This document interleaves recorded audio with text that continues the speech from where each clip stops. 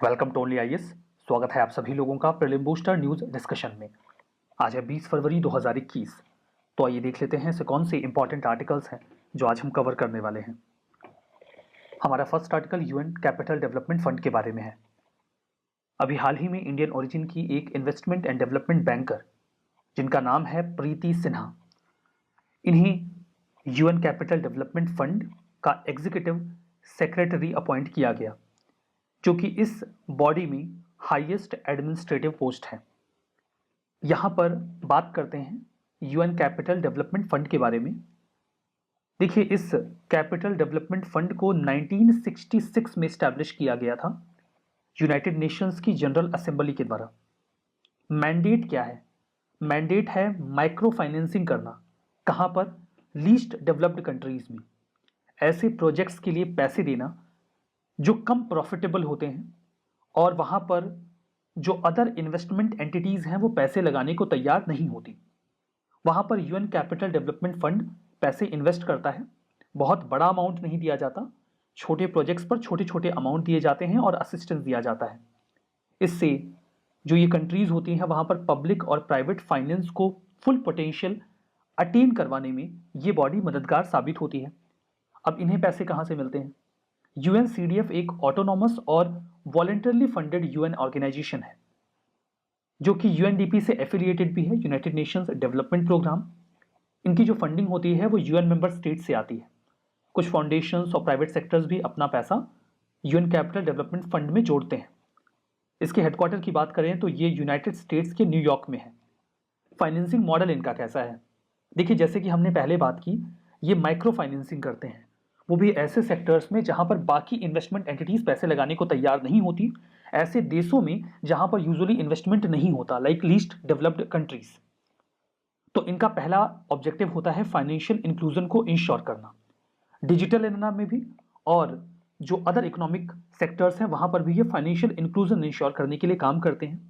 हर व्यक्ति को अपॉर्चुनिटीज मिले, हाउस होल्ड को, स्मॉल बिजनेसेस को, जिससे लोकल इकोनॉमी थ्राइव हो और लोग जो हैं वो पॉवर्टी से बाहर निकलें, उनकी जो क्वालिटी ऑफ लाइफ है वो इम्प्रूव हो।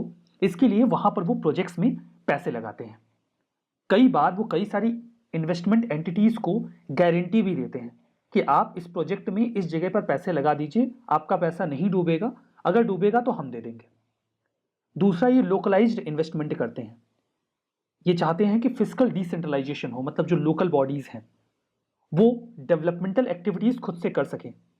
तो वो इनोवेटिव म्युनिसिपल फाइनेंस के लिए वर्क करते हैं, जो म्युनिसिपल बॉडीज होती हैं उनको फंडिंग करते हैं, स्ट्रक्चर्ड प्रोजेक्ट्स तैयार करते हैं, उसको वो फाइनेंसिंग करते हैं ताकि लोकल लेवल पर इंफ्रा डेवलप हो, कैपिटल जनरेशन हो और लोगों को मदद मिले।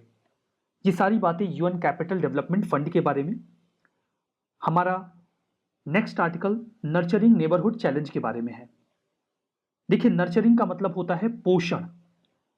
यू मे गेट कंफ्यूजन कि ये ministry of health and family welfare से तो नहीं जुड़ा हुआ है। नहीं, नर्चरिंग का मतलब विकास करना भी होता है।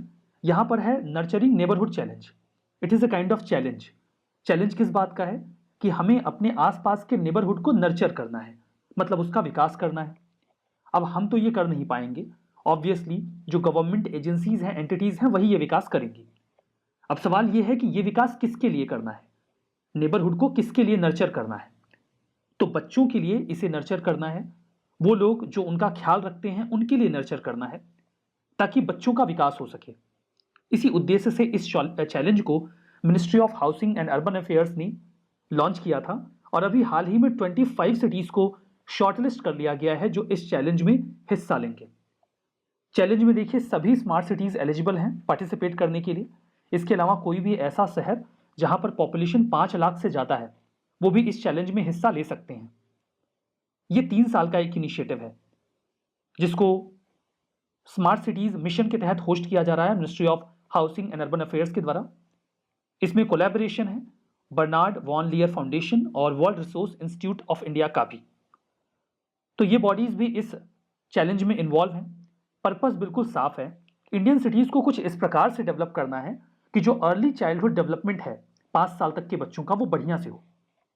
देखिए, होता क्या है कि हम देखते हैं कि घर तो बने हुए हैं लेकिन आसपास ओपन स्पेस है ही नहीं जहां बच्चे खेल सकें या वो महिलाएं जो बच्चों की केयर कर रही हैं वो उनको लेकर वॉक पे जा सकें, पार्क, प्लेग्राउंड, इन सब चीज़ों की बहुत कमी है। ये बच्चों के डेवलपमेंट का एक बहुत बड़ा हिस्सा होता है।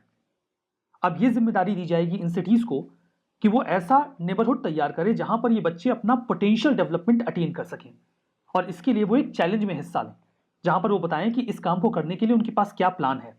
ऑब्जेक्टिव बिल्कुल साफ है, जो अर्ली चाइल्डहुड है उसे प्रमोट करना है, जो अर्ली चाइल्डहुड सेंट्रिक सॉल्यूशंस हैं जो उनके बचपन को बेहतर बनाते हैं उसे डेमोन्स्ट्रेट करेंगे ये शहर।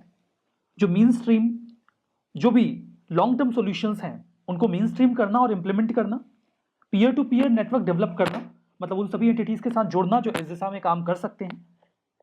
डेटा को कलेक्ट करके एनालाइज करना कि बच्चे और जो उनके केयर गिवर्स हैं इन सभी डेवलपमेंट्स का उनके ऊपर क्या पॉजिटिव प्रभाव पड़ रहा है, कौन अप्लाई कर सकता है। सभी स्मार्ट सिटीज एप्लीकेबल हैं, मतलब वो एलिजिबल हैं, अप्लाई कर सकते हैं। यहाँ पर देखिए जो स्टेट और यूटी की कैपिटल हैं वो भी इसमें पार्टिसिपेट कर सकते हैं, और कोई भी ऐसा शहर जहाँ पर पॉपुलेशन 5 लाख से ज़्यादा हो। अभी जो 25 सिटीज़ सेलेक्ट की गई हैं उनके नाम यहाँ पर दिए गए हैं। एग्जाम्पल के तौर पे अगरतला, बेंगलुरु, कोयम्बटूर, धर्मशाला, इरोड, हैदराबाद, हुब्बाली, इंदौर। आपको नाम याद करने की आवश्यकता नहीं है इनकी, बस एग्जाम्पल के तौर पे मैंने आपको बता दिया। जो सिलेक्टेड सिटीज़ हैं उनको बेनिफिट क्या होगा, इन सिटीज़ को टेक्निकल असिस्टेंस दिया जाएगा और कोशिश की जाएगी, इनकी कैपेसिटी बिल्डिंग की जाएगी कि इस चैलेंज को पूरा कर सकें। यहाँ पर देखिए अगर ये इस चैलेंज को कंप्लीट कर पाते हैं तो उसे पायलट बेसिस पर एक्सेप्ट करके बाद में उस सॉल्यूशन को और बड़े स्तर पर स्केल किया जाएगा, जिसके लिए उन्हें फंड भी किया जाएगा ताकि यंग चिल्ड्रन में जो क्वालिटी ऑफ लाइफ है वो बढ़िया हो। ये प्रोग्राम जो है वो सिटीज़ को इस तरीके से डेवलप करने का मन बनाता है जिससे अर्ली चाइल्डहुड डेवलपमेंट बहुत बढ़िया हो जाए। ये सारी बातें नर्चरिंग नेबरहुड चैलेंज के बारे में। हमारा नेक्स्ट आर्टिकल अजमेर शरीफ दरगाह के बारे में है। अभी हाल ही में अफगानिस्तान के प्रेसिडेंट ने फॉर द फर्स्ट टाइम एक पवित्र चादर को अजमेर शरीफ दरगाह के लिए भेजा। उनका एक डिप्लोमेटिक मिशन न्यू दिल्ली में यानी कि इंडिया में आया हुआ है। ये जो चादर है वो 809वां जो उर्स मुबारक है, जो कि डेथ एनिवर्सरी होती है ख्वाजा गरीब नवाज मोइनुद्दीन चिश्ती की, उनके ओकेशन पर इसे चढ़ाया जाना है। मोइनुद्दीन चिश्ती जी को गरीब नवाज इसलिए कहा जाता है क्योंकि उन्होंने अपने लाइफ टाइम में गरीबों के लिए काफ़ी कुछ किया था।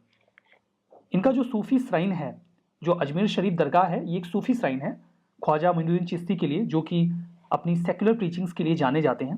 राजस्थान में है। ये बनवाया किसने था? मुगल एम्परर हुमायूं ने, जो कि इनका फॉलोअर था। ये जो पूरा श्राइन है अजमेर शरीफ दरगाह, इसमें एक चिश्ती ग्रेव है यानी कि मकबरा है, जो कि व्हाइट मार्बल के डोम के अंदर है। इस स्ट्रक्चर में आपको 11 आर्क मिलेंगे और पर्शियन इंस्क्रिप्शंस भी लिखे हुए मिलेंगे। अंदर कई सारे मॉस्क भी हैं, मस्जिद भी हैं, जिन्हें अकबर और शाहजहां के द्वारा बनवाया गया था। वो साल में एक बार यहाँ विजिट करते थे।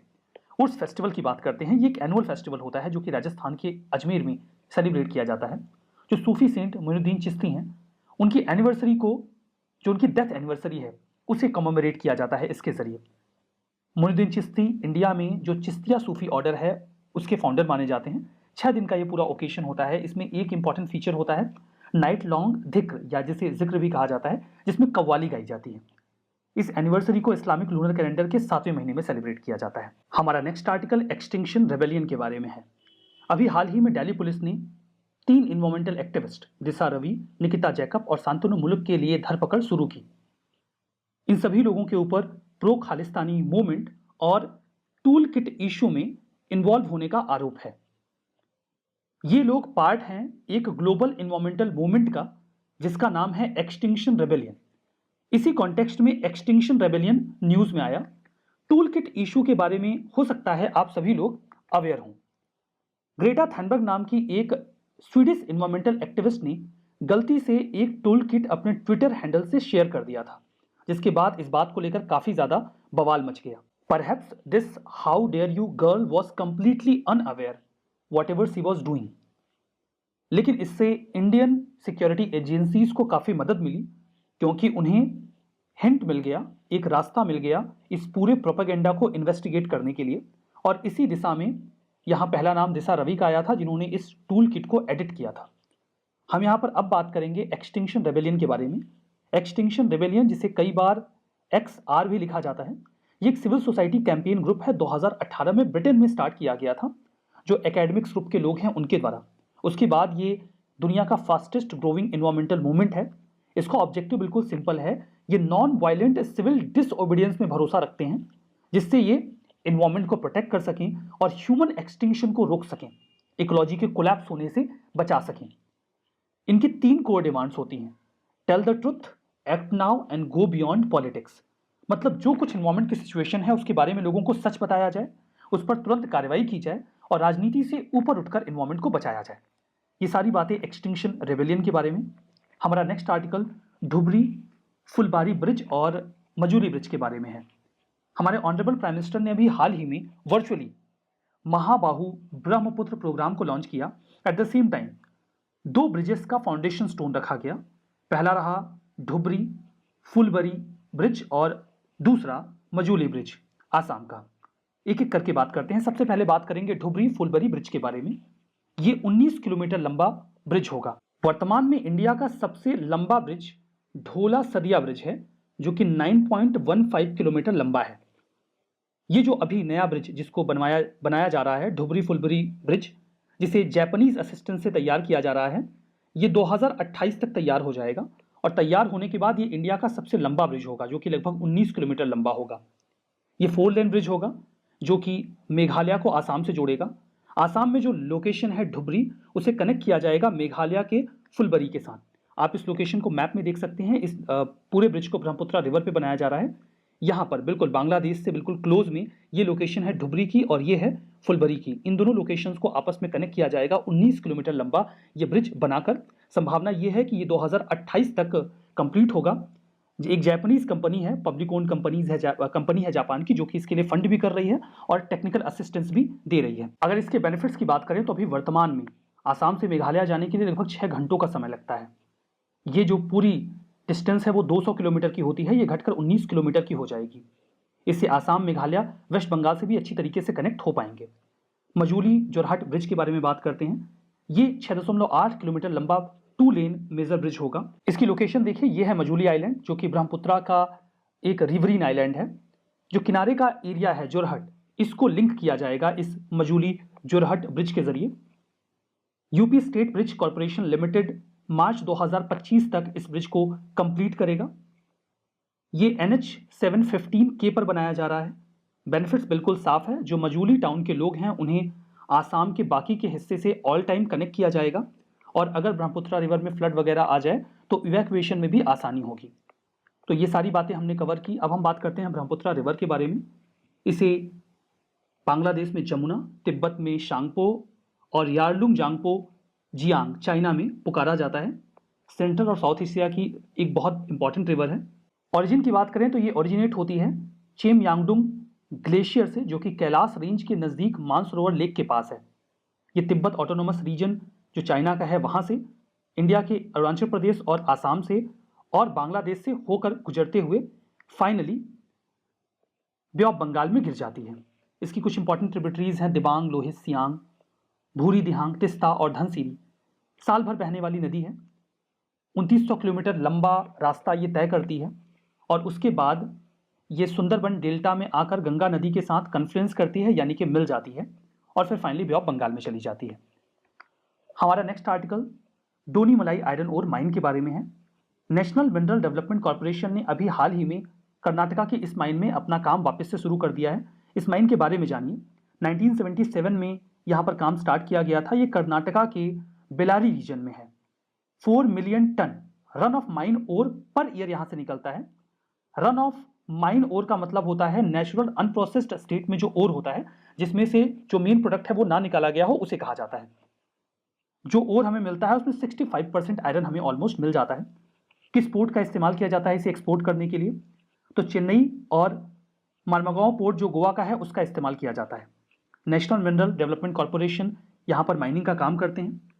कुछ और आयरन ओर माइंस जो कर्नाटका में है, 2000 कुद्रेमुख, बाबा भूदान, कुमार स्वामी और रमनदुर्ग।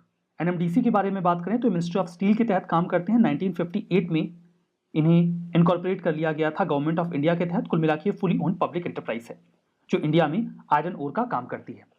यहाँ पर कुछ स्टेटमेंट है, आपको ट्रू एंड फॉल्स बताना है। UN capital development fund autonomous voluntarily funded UN organisation है जो कि एफिलिएटेड है UNDP से। हेडक्वार्टर इसका यूनाइटेड स्टेट्स के न्यूयॉर्क में है। डोनी मलाई आयरन ओर माइन झारखंड में है। नर्चरिंग नेबरहुड चैलेंज, केवल स्मार्ट सिटीज़ जो स्मार्ट सिटी मिशन के तहत आती हैं वो इसके लिए एलिजिबल हैं। एक्सटिंक्शन रेबेलियन एक सिविल सोसाइटी कैंपेन ग्रुप है जो कि ह्यूमन एक्सटिंक्शन और इकोलॉजिकल कोलैप्स की रिस्क को मिनिमाइज करने का प्रयास करता है। बताइए कौन सा स्टेटमेंट सही है, कौन सा गलत।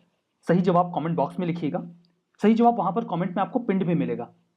इस पूरे सेशन की पीडीएफ ओनली आज के टेलीग्राम चैनल पे मिलेगी, वहां से आप इसे डाउनलोड कर सकते हैं। जब डाउनलोड करेंगे तो इसका जवाब वहां पर लिखा होगा, रिवीजन में आसानी होगी। तो चलिए इस सेशन में यहीं पे रुक जाते हैं। Thank you very much.